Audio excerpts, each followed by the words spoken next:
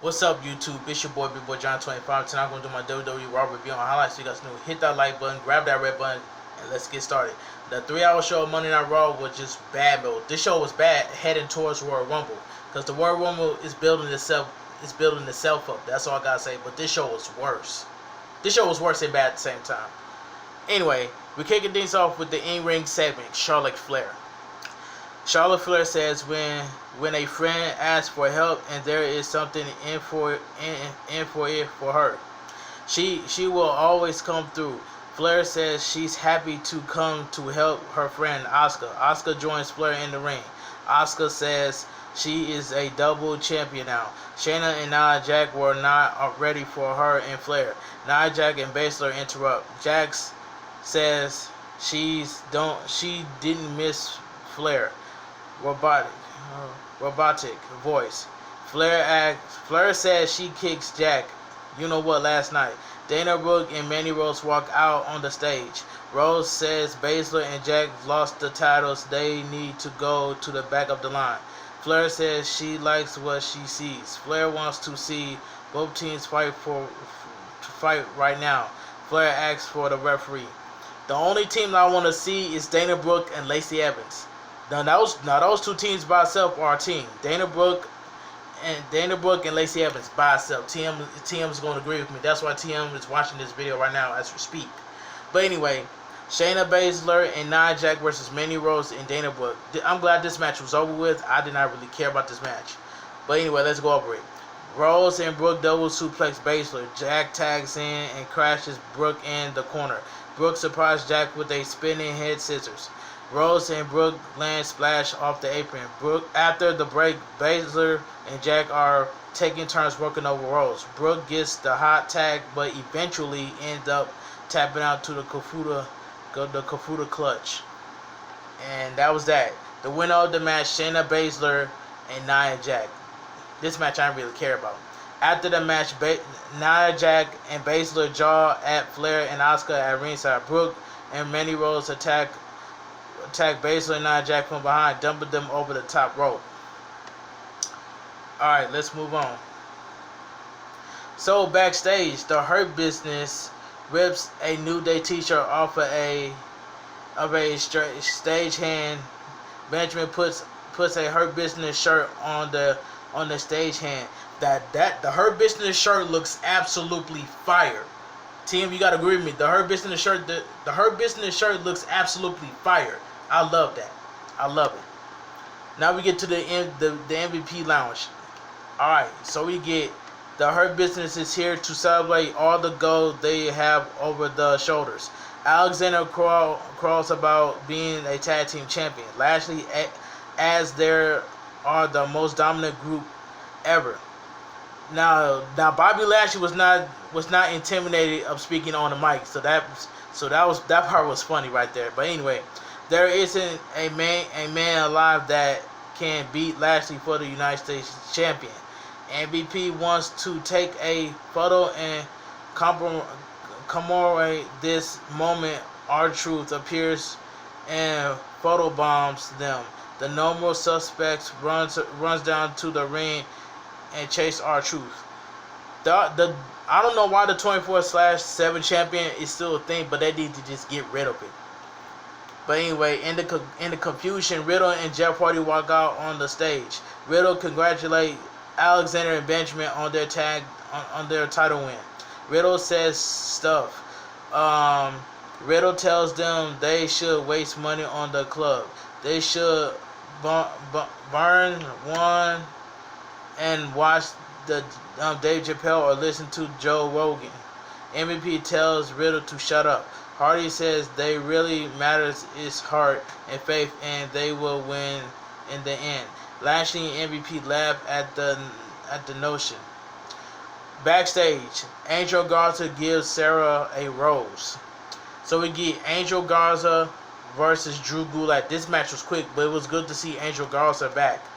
But anyway, after a brief back and forth, Garza lands a wing clipper for the win. The winner of the match, Angel Garza.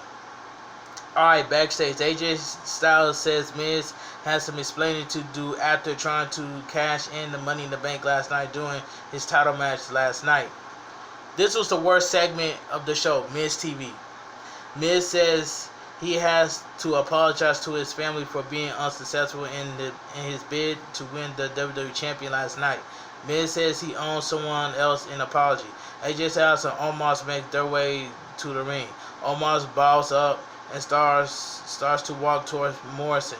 Omos owes Morrison a receipt from last night. Miz starts to speak, but Styles calls him an idiot.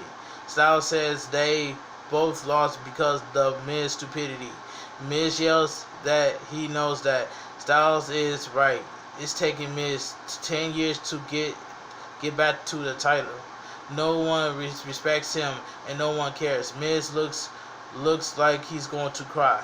Miz says he can't do anything about that now. Miz gives Styles a heartfelt apology. They both got robbed last night. Miz offers to put Styles in the next Marine movie. Miz puts a poster on the Titantron that Miz and Omos on it.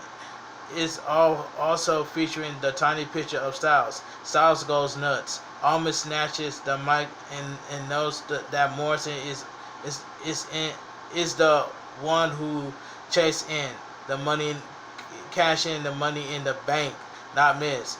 So it's Morrison's fault. Miz says Omos is right. Miz never cashed in the Money in the Bank. Miz demands his contract to be returned to him. Drew McIntyre, Sheamus, and Keith Lee interrupt, eventually attack Miz and Morrison and Styles. Styles kicks Lee into Sheamus. Sheamus yells at Lee. McIntyre holds Sheamus back. So, TM said in this live stream, if the Miz gets back his Money in the Bank briefcase, TM is gonna be pissed off, bro. And I agree with TM. But anyway, let's move on. So we get backstage. Keith Lee and Sheamus argue. McIntyre tries to play peacemaker. Sheamus storms out. So we get Ricochet versus TBar. I didn't really care about this match either. So it says TBar tosses Ricochet all over the ring. After a distraction from Ali and Cole, TBar hits the finisher formerly called Feast Your Eyes on Ricochet for the win. The winner of the match, TBar. So if Ricochet cannot beat the Retribution, join them. So I wouldn't mind Ricochet joining Retribution because you know why? If Ricochet cannot beat one member at Retribution, join them. As I say, you can't win them if you can't beat them. Join them. That's all I gotta say. But anyway, TBar grabs at Mike and tells Ricochet they aren't his enemies. Ricochet needs to join them. MVP and Bobby Lashley. Yeah, it says MVP and Bobby Lashley and Shelton Benjamin versus the Hardy Bros. This was a decent tag team match. Decent. So we get, after a bit of back and forth, Riddle and Hardy hit poetry in motion. Hardy flips Riddle in the air from the minty floating rope. After the break, Lashley pushed Hardy off the top rope. Hardy bangs his head on shoulder on the ring steps on the way down. MVP and Lashley work over Hardy's injured arm. Hardy managed to tag in Riddle, who clears the ring. Riddle hits a fisherman suplex. Lashley breaks the pin up. Riddle jumps off Hardy's back and hits a dive on Alexander and Benjamin. Lashley counters the twist of fate into the hurt lock. Hardy taps out. Alright, the winner of the match, MVP and Bobby Lashley. So Shelton Benjamin was at ringside. So that's all I gotta say. And Alexander was at ringside too. So this tag team match itself was a decent match. This was a decent tag team match, but the winners of the match, MVP and Bobby Lashley. So this sets up for Matt Riddle or Jeff Hardy to go after the United States Champion Bobby Lashley. But anyway, let's continue. So we get in-ring segment Elias. We already know, me and TM said this months ago, that Elias is garbage. Anyway, Elias thanks everyone who has purchased his album. So we get Jackson Ryker versus Grand Metallic. Okay, I ain't pay attention to this match. So anyway, Elias plays his guitar from the top rope as the match takes place. Metallic takes Elias off the top with a Rana. Riker hits his finisher for the win. The winner of the match, Jackson Riker. But all I gotta say is Jackson Riker needs to get away from Elias as soon as possible. That's all I gotta say from there. This was the best segment of the show. The in-ring segment, Randy Orton. Alright, here we go. Orton says he enjoyed every single second of watching the Fiend burn. Orton says this is the precisely where it happens last night. Orton says if he closes his eyes, he can smell it. The scent of burning flesh tends to lighter. Orton didn't sleep last night. The voices in his head were gone. The only thing he hears is the sound of the Fiend gasping for his last breath. Orton claims the Fiend is no more. Orton is the evil son of you know what, SOB, who took him out. The lights go out in the arena. Orton leaves the ring. A spotlight shines in the ring. Alexa Bliss is in the ring swinging on a swing set. Bliss says he built it for her. Bliss asks Orton to come back to the ring. Bliss swings as she makes jokes about the Fiend being on fire last night. Bliss knows that the Fiend is one with the dirt below. The Fiend is home. But at some point, the Fiend may return and will be like he never left. Bliss' eyes turn all white as she glares at Orton. This was the best segment on Monday Night Raw. That's all I gotta say. Backstage, Peyton Royce isn't interested in being friendly with Evans. Evans is gushing all over Royce. Charlotte Flair and Asuka versus Peyton Royce and Lacey Evans. Alright, Royce lands a spin kick for a near fall on Asuka. After the break, Royce and Evans are taking turns working over Asuka. Royce and Evans argue over who is in charge. Asuka managed to tag in Flair, who clears the ring. Flair eventually locks Royce in the figure 4-8 for the win. The winner of the match, Charlotte Flair and Asuka. Now I gotta say this, Peyton Royce and Lacey Evans should not be a team. The only thing that Peyton Royce needs to get back together is Billy Kay. The Iconics needs to get back together. I don't know why the Iconics broke up. That's all I gotta say from there. So we get backstage. Miz yells at someone on the phone about not actually cashing in his Money in the Bank contract. Styles walks in with Omos. Styles says they have a match and smacks Miz's hand.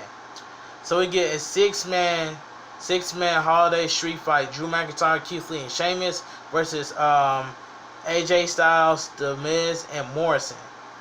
Alright, let's get through this. So we get Sheamus clubs Morrison as Morrison tries to fight back. Morrison takes down Sheamus and drags him to the heel corner. Miz chokes Sheamus on the middle rope. Morrison kicks Sheamus in the face as the referee's back is turned. Styles tags in and gets decked by Sheamus. Morrison is back in. Sheamus and McIntyre split Morrison's leg, wishbone style. McIntyre lands a few strikes. Morrison goes low and take out McIntyre's knee. Dragon screw by Morrison. McIntyre drops Morrison with the Glasgow kiss. Lee and McIntyre pick up Morrison for a suplex. Lee and McIntyre launch Morrison clear across the ring. Lee and Sheamus double arm drag Styles.